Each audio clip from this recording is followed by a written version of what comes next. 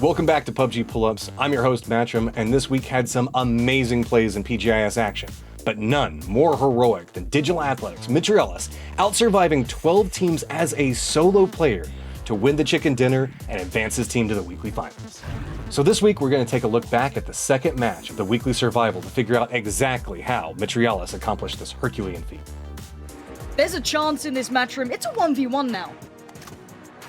Opportunity popping off for him. He's been so patient. We've seen him play from such difficult positions, holding it together for his team right now. It all comes down to the chicken dinner. Who's going to qualify? Who's going to move on to the weekly qualifiers? He's got barely any bullets to work with, Matyrm. He's down to 8 bullets here. That's all he's got. 7, 6. If a cat just plays this out, Mitraleius is going to have no ammo to work with, at least with the mini. He'll have to switch out to that barrel. Ooh, makes the switch back over, spots out, goes for the spray, connects with him as he jumps over towards it, and Digital Athletics gets this somehow. Some way the clutch comes through in the end. Our hero's journey begins just south of Radio Tower on Military Base Island. Digital Athletics is playing a strong dip just past the rolling hills to the south of the tower. As Circle 4 is closing, Na'Vi push out of the hill to the south, rotate in, and peek over, just getting a knock onto DA to start everything off. In a back-and-forth exchange, Mitraleius manages to clutch it up for his squad and get vengeance for him, but the cost is extremely high as all of his other teammates are now gone, and he is now alone with 33 other players still up. This is where Digital Athletics' never-give-up mentality is showcased. Mitraleius gets a read on the next zone, makes a vehicle push near the center with a little bit of harassment from Afrika Freak Sakari.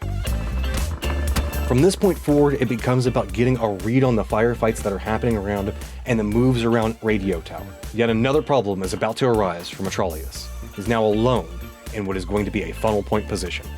Funnel points are positions where you know multiple teams can intersect due to circle shifts. In this case, having the southern shift means that all the teams that are lined up along the Radio Tower and hillside could be coming his direction. The benefit, though, is that T1 has 2 members that are trying to gatekeep out Zenith as they progress down the hillside. When you're a solo, you want to use everything around you, be it terrain or the other teams around you. Allow them to kind of push in, do the damage, weaken up other squads, and try to exploit whatever these other teams set up for you. The new circle pops and it definitely favors Afrika Freaks. Mitraleius is now no longer in the zone, T1 is still near his location, still 15 other people alive, and some very healthy squads to contend with. T1 opts to wrap north and shoot to kill's position, clearing out Mitraleius' northern flank. While T1 is quickly dispatched, Meta moves to the east to attack a vulnerable shoot-to-kill. Now Mitraleius' southern flank is clear. And yet another stroke of luck, Meta's charge draws Oath's attention, who then attracts Afrika Freaks.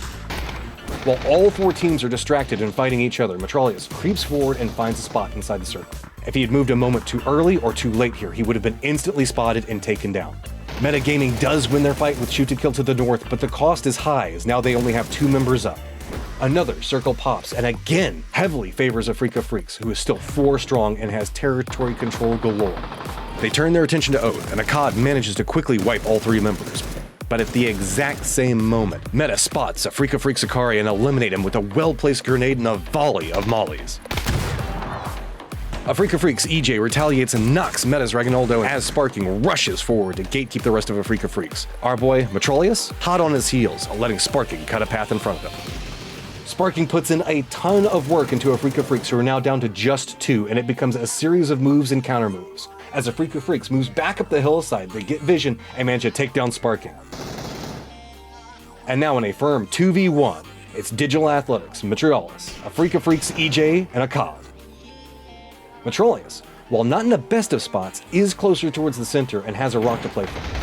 Mitraleius knows the fact that he has got to deny any movement. If there's a reposition that comes in from Afrika Freaks, or they manage to open up and widen the line of defense that they have set up, that's going to make more and more vulnerable angles for Mitraleius to have to contend with. Getting a read on the situation, EJ goes to reposition to try to deny any form of cover, getting that side flanked position. But Mitraleius instantly reads it, headshots him before he can even make it to cover. Now we sit in a 1v1. Mitraleius goes for some crazy head shifts to try to avoid fire, bringing in more unpredictability in his movements. Mitraleius' helmet and armor is tattered. Ammo is now running low on both sides. Akkad goes for the move, but Mitraleius already has the vision on it. He lines up a beautiful shot to get the drop onto him and net a round victory for himself and Digital Athletics. While Mitraleius did have a couple of things that fell in his favor, he showed great awareness and patience, constantly trying to capitalize off of every single advantage that came his way. For more amazing displays of skill in casting, make sure you check back in with us for the next episode. And don't forget to tell us about your favorite moments from PGI.S so far down in the comments below. See you on the next episode of Pull-Ups.